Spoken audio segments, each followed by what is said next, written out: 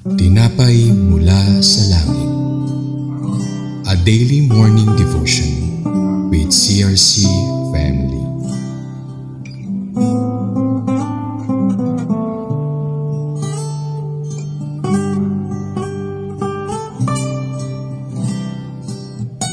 Isang mapagpalang umaga po sa bawat isa. Ako po si Sis Janica Paelma, a young people from CRC Summerfield, at ito po ang tinapay mula sa langit. Sa umagang ito, tayo po ay babasa sa Joshua chapter 3 verses 9 to 10. At tinawag ni Joshua ang mga tao at sinabi sa kanila, "Hali kayo at pakinggan ninyo ang pinapasabi ni Yahweh na inyong Diyos. Dito ninyo malalaman na kasama ninyo ang Diyos na buhay. Pagdating nyo roon, lilipunin niya ang mga Kananeo, ang mga Heteo, ang mga Hivita, ang mga Pereseyo, ang mga Gergesio, ang mga Amoryo at mga Jebuseo. Ang kaba ng tipan ng Panginoon ng buong mundo ay mauunang itatawid ng ilog Jordan. Pumili kayo ng 12 lalaki, isa sa bawat lipi ng Israel. Kapag tumuntong na sa tubig ang mga paring may dala ng kaba ng tipan ni Yahweh, ang Panginoon ng buong mundo, titigil ng pag-agos ang ilog Jordan. Ang tubig ay matitipon sa isang lugar." Tayo po ay manalangin. Diyos na makapangyarihan sa lahat, kami po ay nariritong muli upang ikipapurihan at pasalamatan, Lord. Maraming salamat po sa panibagong araw na inyong pinangkaloob sa bawat isa, maging sa opportunity na kami ay muling makarinig ng iyong salita sa umagang ito, Lord. Itago mo po ako sa inyong likuran upang ang iyong mensahe, ang iyong salita ay ma-deliver natin ng maayos, and ang makakarinig nito ay mapuspos sa iyong salita. In Jesus' name we pray, Amen. So, a short story background po sa verse na ito. It's the time wherein ang mga Israelites o mga Israelita po ay nasa kanilang paglalakbay tungo sa Promised Land or lupang pangako, and sa panahong ito po ang kilala or prominent na character ay si Joshua, which is anak ni Nun mula sa lipi ni Ephraim, at kilala rin siyang lingkod ni Moises mula pa lang ng kanyang pagkabata, at siya rin ang kilala na nagpatuloy sa paglalakbay sa tungong lupang pangako nang namatay si Moises. At ang pangyayaring ito po sa verse na to ay naganap sa gilid ng Jordan River, which is the last place or last step para sa mga Israelita upang sila ay makapasok sa lupang pangako. And if babasahin natin ang verse 15 po, sinabi doon na umaapaw ang ilog. So, basahin pa natin ang verse 15. "Now the Jordan is at flood all during harvest. Yet, as soon as the priest who carried the ark reached the Jordan and their feet touched the water's edge." Malaki ang tubig ng Jordan sa panahon ng tag-ani nang sumapit sa ilog Jordan ng mga paring may dala ng hiban. So, nabanggit po dito sa verse 15 na setting ng verse na to or ng scene na to sa Bible ay naganap po sa ilog Jordan and sa panahon ng tag-ani. So, ano nga po ba ang ating maaring takeaway or key points natin sa Bible verse na ito? So, meron po akong mga nilista or meron po ako ditong short devotion, which is firstly po, God goes before us, or siya po ay nauuna sa atin. So, nabanggit po ang salitang ark or kaban sa Tagalog, and this word or ark represents yung presence po ni Lord. So, 11, ang kaba ng tipan ng Panginoon ng buong mundo ay mauunang itatawid ng ilog Jordan, and as it says sa verse 11, mauunang itatawid ng kaban ng tipan ng Panginoon sa ilog Jordan, at mahalin tulad natin ito sa mga pagsubok po or trials na nararanasan ng bawat isa sa atin, na alam naman natin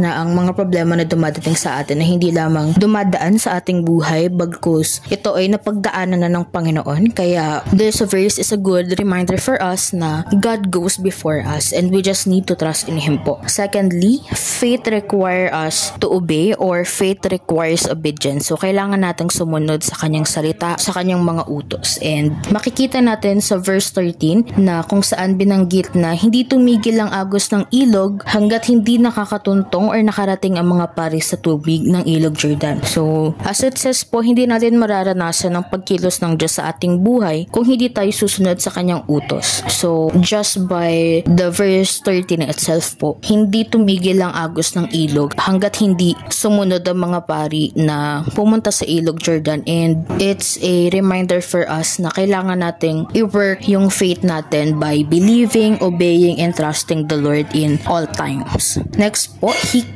kept His promise. He always keep His promise. So, tulad po ng himala na ginawa or nilikha ng Panginoon sa Exodus 14, kung saan hinati niya ang pulang dagat through strong wind, kaya nakatawid or nakalayo ang mga Israelites mula sa hukbo ng Egypt or Ehipto. At sa Joshua chapter 3, muli siyang gumawa ng himala upang mapagtibay ang kanyang pangako or upang i-declare na ang kanyang pangako ay totoo at always mangyayari. So makokonect po natin ang paglikha ng Diyos ng mga miracles sa verse 10. Then dito nyo malalaman na kasama nyo ang Diyos na buhay, which means na ang lahat na ginagawa ng Panginoon sa ating buhay isang reminder or paalala sa bawat isa sa atin na siya ay nasa atin and He and His faithfulness is with us through every season of our lives. And lastly po, the importance and power of His Word. So alam naman po natin and we believe na sobrang importante and makapangyarihan ang salita ng Diyos. And ang daming himbalang nagagawa ng kanyang salita, ang daming miracles, kwento na hindi lang siya kwento, it's a living testimony na maaari tayong ma-inspire, maaari tayong makakuha ng lessons. So sa verses from Joshua chapter 3 or sa paglalakbay nila po going to the promised land, maraming beses na nabanggit ang pakikinig sa salita ng Panginoon,